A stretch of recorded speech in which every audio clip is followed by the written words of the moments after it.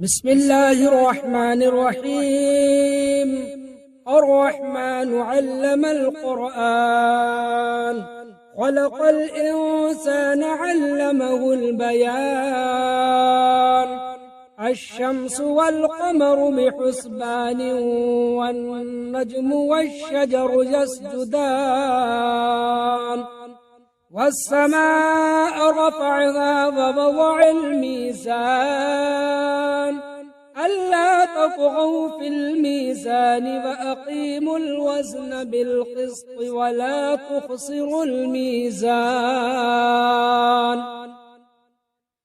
والأرض وضعها للأنام، فيها فاكهة والنخل ذات الأكمام، والحب ذو العصف والريحان.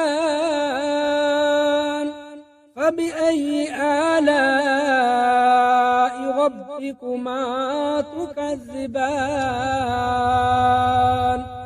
خلق الإنسان من صلصال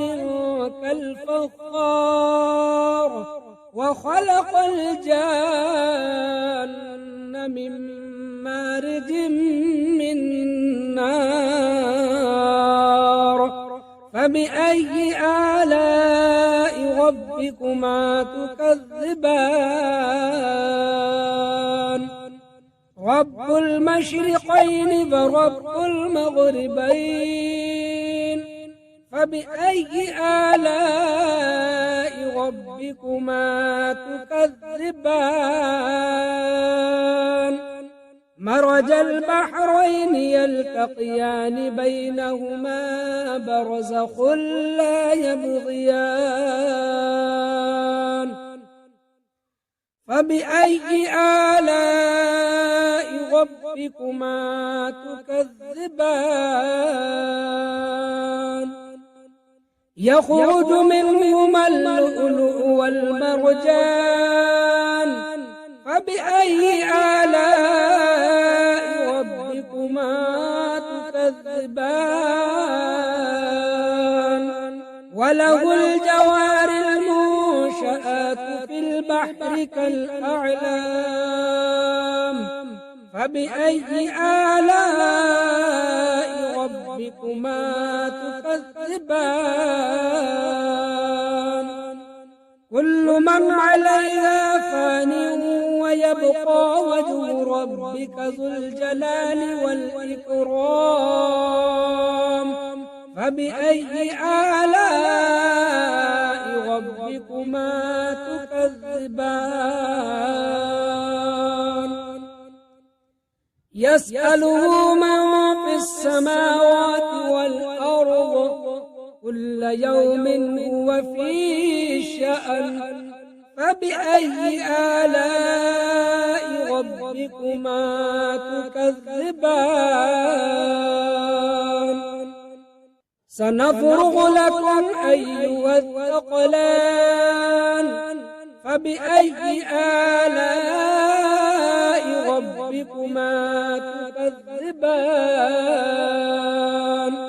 يا معشر الجن والإنس إن استطعتم أن تنفذوا من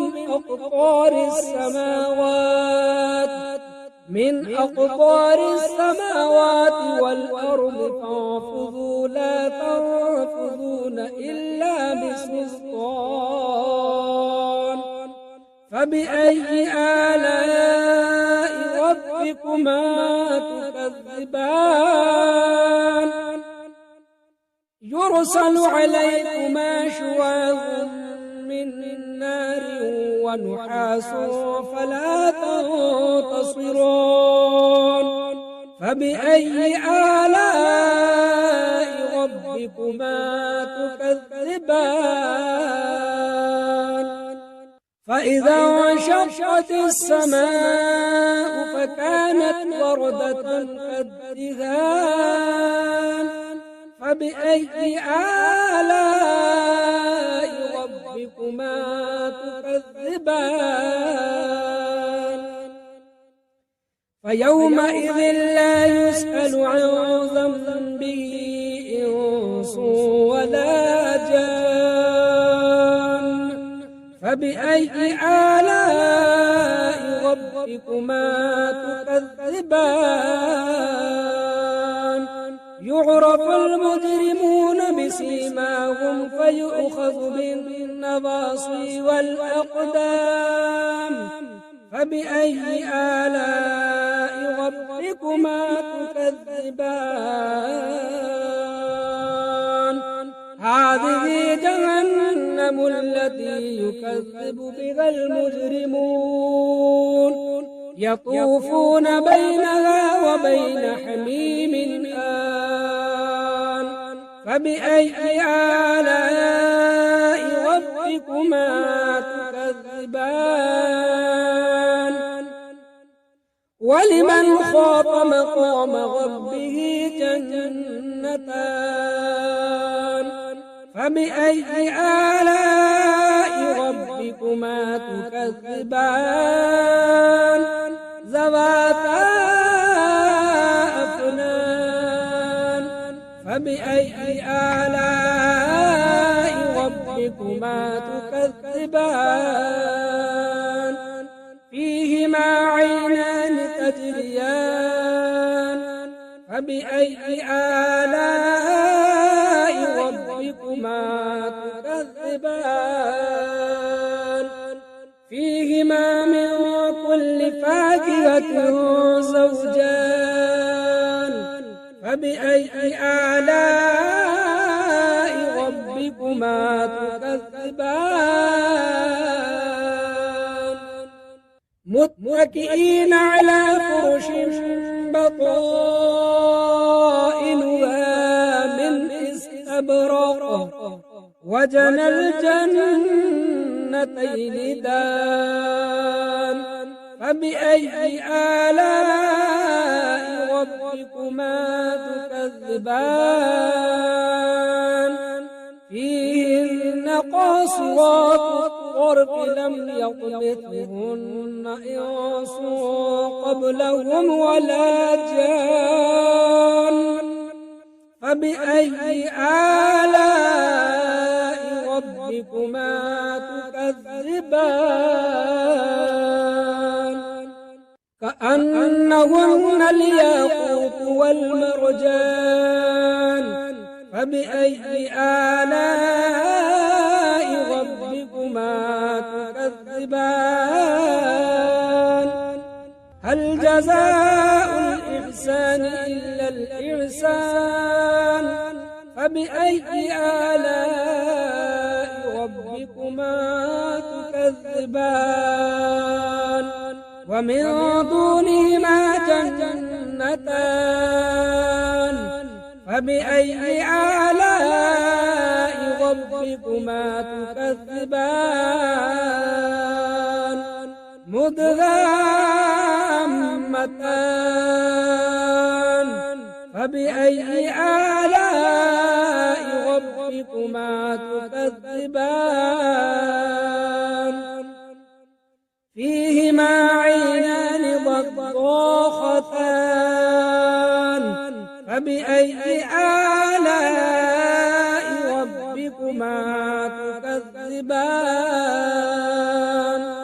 فيهما فاكهة ونخل ورمان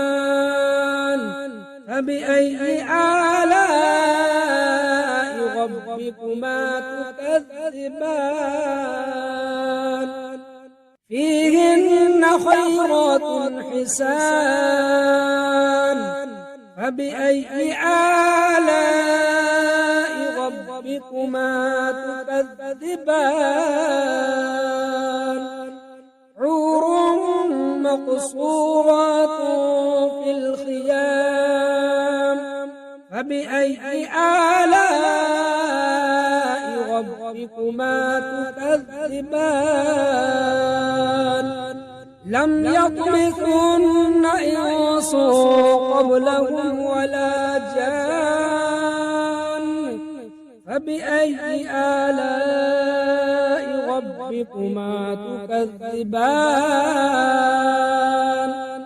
متكئين على رفرف خضر وعبقري حسان فبأي آلاء ربكما تكذبان تبارك اسم ربك ذي الجلال والإكرام أعوذ بالله من الشيطان الرجيم بسم الله الرحمن الرحيم ياسين والقرآن الحكيم إنك لمن المرسلين على صراط مستقيم تنزيل العزيز الرحيم لتنذر قوما ما أنذر آباؤهم فهم غافلون لقد حق القول على أكثرهم فهم لا يؤمنون إنا جعلنا في أعناقهم أغلالا فهي إلى الأذقان فهم مقمحون وجعلنا من بين أيديهم سدا ومن خلفهم سدا فأغشيناهم فهم لا يبصرون وسواء عليهم أأنذرتهم أم لم تنذرهم لا يؤمنون إنما تنذر من اتبع الذكر فخشي الرحمن بالغيب فبشره بمغفرة وأجر كريم إنا نحن نحيي الموتى ونكتب ما قدموا وآثارهم وكل شيء أحصيناه في إمام مبين واضرب لهم مثلا أصحاب القرية إذ جاءها المرسلون إذ أرسلنا إليهم اثنين فكذبوهما فعززنا بثالث فقالوا إنا إليكم مرسلون قالوا ما أنتم إلا بشر مثلنا وما أنزل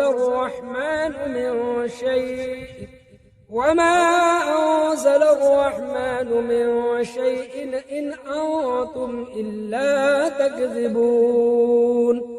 قالوا ربنا يعلم إنا إليكم لمرسلون وما علينا إلا البلاغ المبين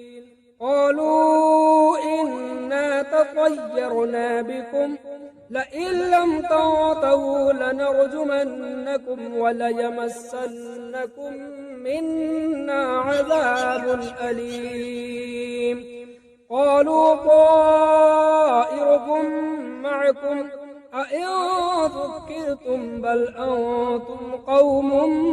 مسرفون وجاء من أقصى المدينة رجل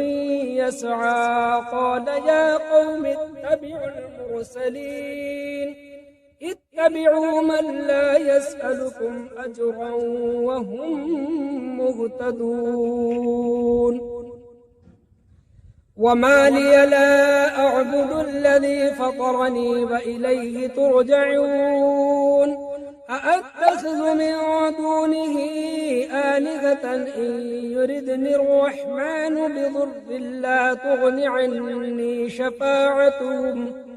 لا تغن عني شفاعتهم شيئا ولا ينقذون إني إذا لفي ضلال مبين إني آمنت بربكم فاسمعون قيل ادخل الجنة قال يا ليت قومي يعلمون بما غفر لي ربي وجعلني من المكرمين وما أرسلنا على قومه من بعده من جند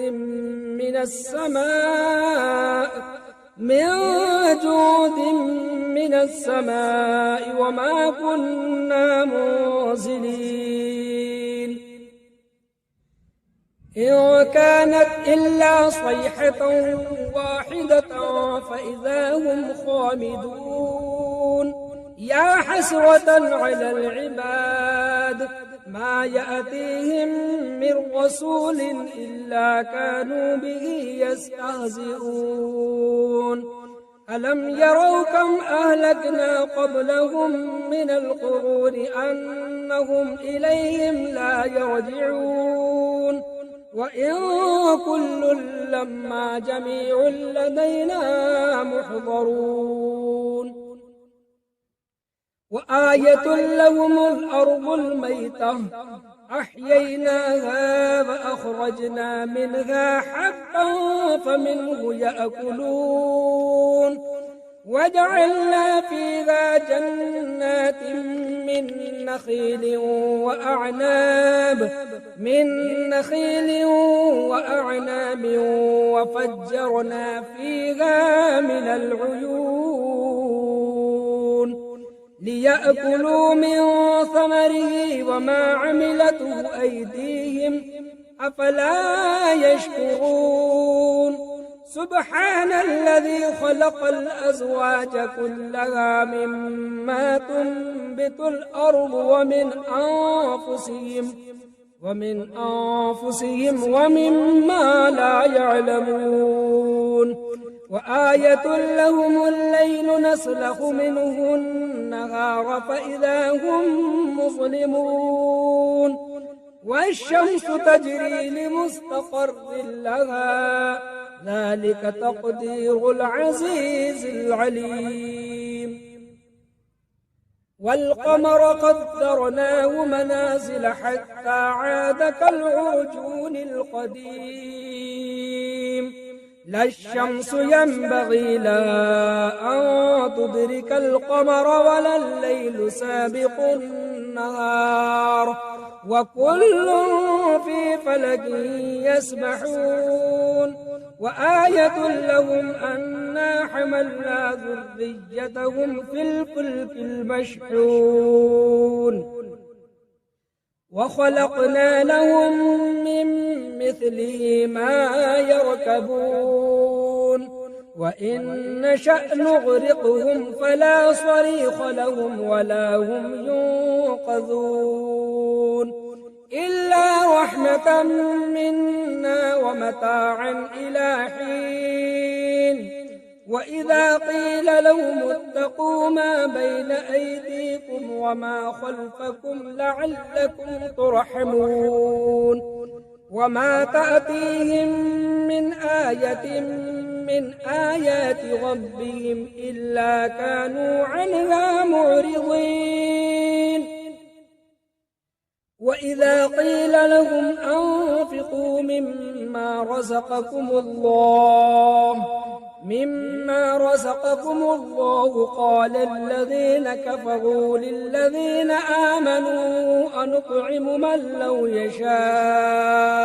الله أطعمه إن أنتم إلا في ضلال مبين ويقولون متى هذا الوعد إن كنتم صادقين ما ينظرون إلا صيحة واحدة تأخذهم وهم يخصمون فلا يستطيعون توصية ولا إلى أهلهم يرجعون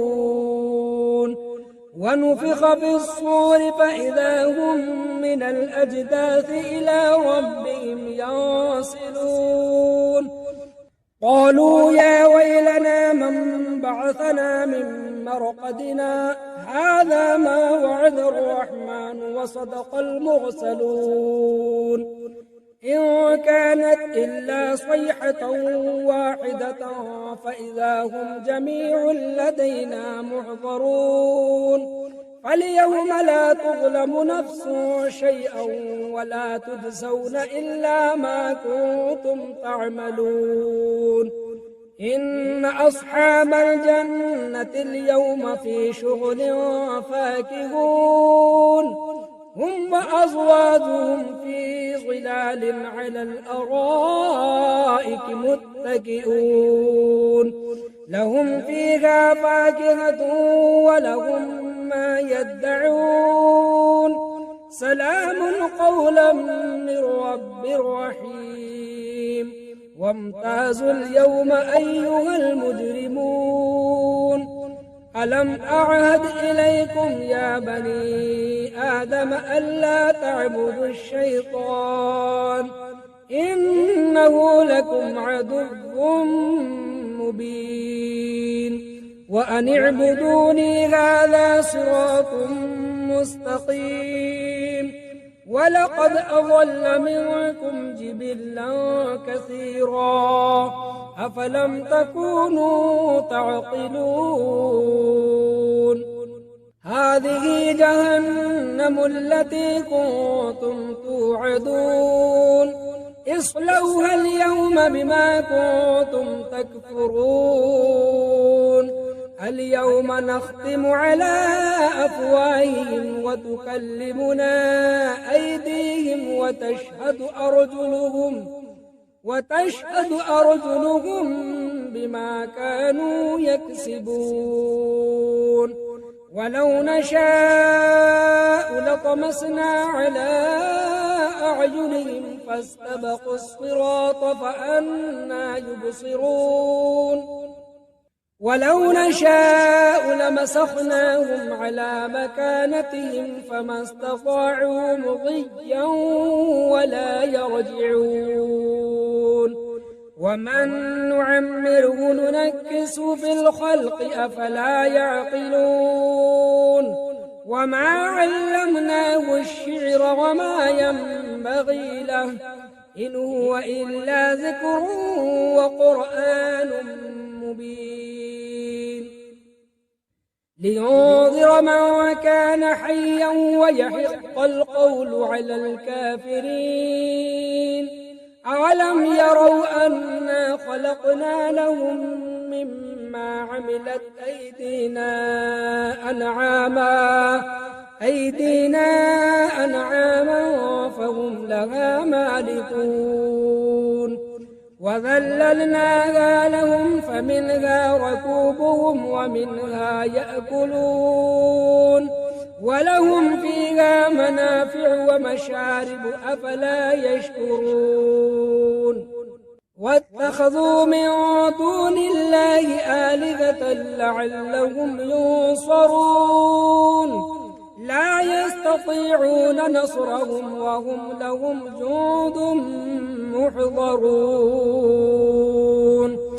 فلا يحزنك قولهم إنا نعلم ما يسرون وما يعلنون أولم ير الإنسان أنا خلقناه من نطفة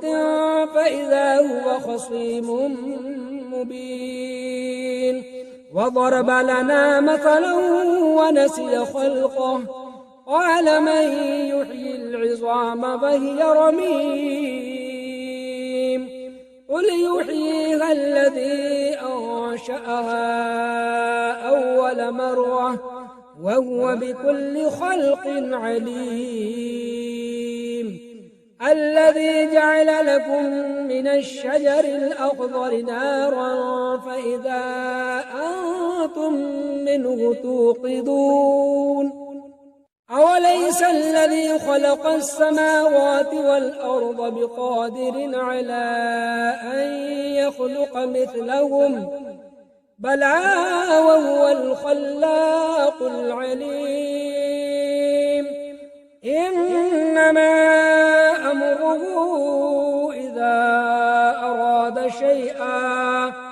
إذا أراد شيئا أن يقول له كن فيكون فسبحان الذي بيده ملكوت كل شيء وإليه ترجعون